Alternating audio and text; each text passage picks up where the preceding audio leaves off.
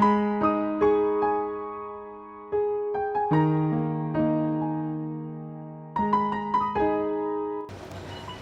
ഒരു കൂട്ടം കുട്ടികൾ അധ്യാപകരുടെ കൂടെ ഒരു ട്രെയിൻ യാത്രയ്ക്ക് പോവുകയാണ്.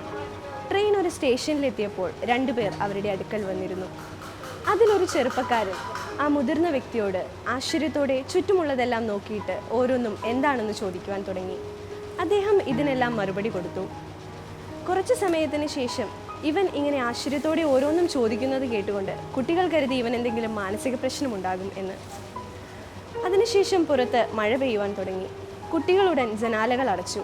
എന്നാൽ ഈ യുവാവാകട്ടെ കൈകൾ ജനലിലൂടെ പുറത്തേക്കിട്ട് കയ്യിൽ മഴത്തുള്ളികൾ ശേഖരിച്ച് ആ വ്യക്തിയെ കാണിച്ചിട്ട് ഇത് എന്താണെന്ന് ചോദിക്കുവാൻ തുടങ്ങി. അദ്ദേഹം ഇതിന് മറുപടി കൊടുത്തു. അപ്പോൾ കുട്ടികൾ പറഞ്ഞു, ജനലുകൾ അടയ്ക്കുക, ഞങ്ങൾക്ക് മഴ നനയാൻ കഴിയുകയില്ല.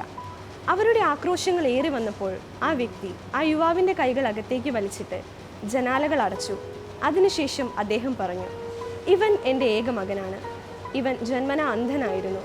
ഈ കഴിഞ്ഞ ദിവസം കുറെ നല്ലവരായ ആളുകളുടെ സഹായത്തോടെ ഇവൻ്റെ കണ്ണുകൾ മാറ്റിവെച്ചു. കാഴ്ച ലഭിച്ചതിന് ശേഷമുള്ള ഇവൻ്റെ ആദ്യ യാത്രയാണിത്. ഇത് കേട്ടപ്പോൾ കുട്ടികൾക്ക് സങ്കടമായി. അവർ അവൻ്റെ കൈകൾ പിടിച്ച് ജനാലകളുടെ അടുത്തേക്ക് അവനെ കൂട്ടിക്കൊണ്ടുപോയി. ജനലുകൾ തുറന്ന് പ്രകൃതിയും പുഴകളും പൂക്കളും ഒക്കെ അവന് കാണിച്ചു കൊടുത്തു. അവൻ്റെ സന്തോഷത്തിൽ അവരും പങ്കുചേർന്നു. ഇന്നത്തെ ഈ കാലഘട്ടത്തിൽ സമൂഹത്തിൽ ഒറ്റപ്പെട്ടു പോയവരെയും സമൂഹം വില കുറഞ്ഞവരായി മാറ്റി നിർത്തിയവരെയും ഒക്കെ ചേർത്ത് നിർത്തുമ്പോൾ നാം ദൈവത്തോട് കൂടുതൽ അടുക്കുന്നു. ദൈവത്താൽ സ്നേഹിക്കപ്പെടുന്നവരാണ് നാമെന്നും ദൈവിക ജീവനിൽ വളരുവാനും ദൈവത്തെ തിരികെ സ്നേഹിക്കുവാനും നമുക്ക് ഏവർക്കും കഴിയട്ടെ.